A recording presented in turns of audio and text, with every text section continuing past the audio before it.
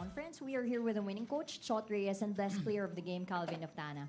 Coach Chot, with TNT embracing this new identity, the team is looking more connected on both ends. How crucial is that kind of play as you position yourselves in what's shaping up to be a tight race in the standings? Well, you said it very well. We know this is going to be a very tough conference, very tough, tight race. But our objective coming to this ball game was just to make sure that we beat Terra Firma with our effort and our energy. We all know matagal na namin di natalo tong team na to. So, we don't have a really good record against this team. So we wanted to make sure that it doesn't happen this time. So I think that's what happened. Our starters got us off to a really good start with their defensive effort, and that permeated all throughout the ball game. Thank you, Coach Chot.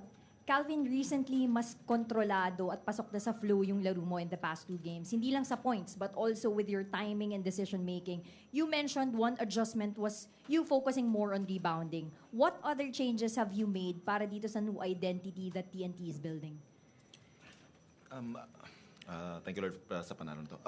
Una sa lahat, hindi lang naman ako eh. I think everyone contributed in different aspect of the game, like sa rebounding and depensa.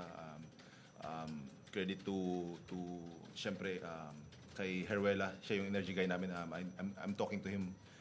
I talked to him about that na siya yung dapat magbigay ng energy para naman paglabas namin may nandun pa rin yung presence namin.